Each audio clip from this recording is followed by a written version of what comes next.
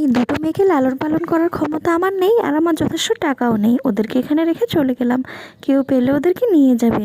আরে বাইরে থেকে এত কান্নার আওয়াজ আসছে কোথা থেকে? বাচ্চার কান্নার আওয়াজ। বাইরে গিয়ে একটু দেখি তো, এ কী কাণ্ড! বাইরে তো দেখি দুটো বাচ্চাকে কে যেন রেখে চলে গেছে। ইস, দেখে কি মায়া লাগছে। বাচ্চা দুটোকে আমি আমার সাথে করে নিয়ে যাই। কি করব, এখন তো ওদেরকে দেওয়ার মতো কারো কাছে নেই। থাক, ওদেরকে আমি আমার বাসায় নিয়ে যাব, আর বাসায় নিয়ে ওদেরকে আমি ফিডারে করে দুধ খাওয়াবো। ওদেরকে আমি লালন পালন করব মায়ের মতন করে। ওদেরকে আমি খুবই ভালোবাসি। ওদেরকে আমি ঠিক মতন খাবার খেতে দেই, স্কুলে ভর্তি করিয়ে দিয়েছি। ওরা ঠিক মতন পড়াশোনা করে। দুটো বোন একসাথে স্কুলে যায়। তারপর একদিন হলো কি, দুটো বোন আস্তে আস্তে দেখতে দেখতে বড় হয়ে গেল।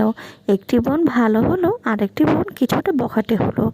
একটি মেয়ে খুব ভালো করে পড়াশোনা করছে মন দিয়ে, আর একটি মেয়ে ডান্সিং বারে গিয়ে বন্ধুদের সাথে নাচানাচি করে। একদিন মা সেই মেয়েটিকে ভালো করে বোঝালো যে এগুলো তুমি ছেড়ে দাও, এগুলো ভালো না। মেয়েটি তার ভুল বুঝতে পারে, আর এখন থেকে সে বোনের সাথে মনোযোগ দিয়ে পড়ালেখা করে। দুজনেরই স্বপ্ন ছিল তারা দুজনেই ডাক্তার হবে। তাদের গ্র্যাজুয়েশন কমপ্লিট হয়ে গিয়েছে, তারা এখন পড়ালেখা করা শেষ হয়ে গিয়েছে। অতএব তারা দুজন এখন ডক্টর হয়ে গিয়েছে। তাদের মায়ের স্বপ্ন পূরণ হলো। একদিন তাদের সেই আগের মা এসে বলল, আমি তোমার আসল মা। কিন্তু মেয়ে দুটো তাদের কথা শুনলো না, তাকে রেখে চলে গেল তাদের আসল মায়ের কাছে। মাটির এখন বয়স হয়েছে। মাটিকে তারা খুবই ভালোবাসে এবং কখনোই ছাড়তে চায় না।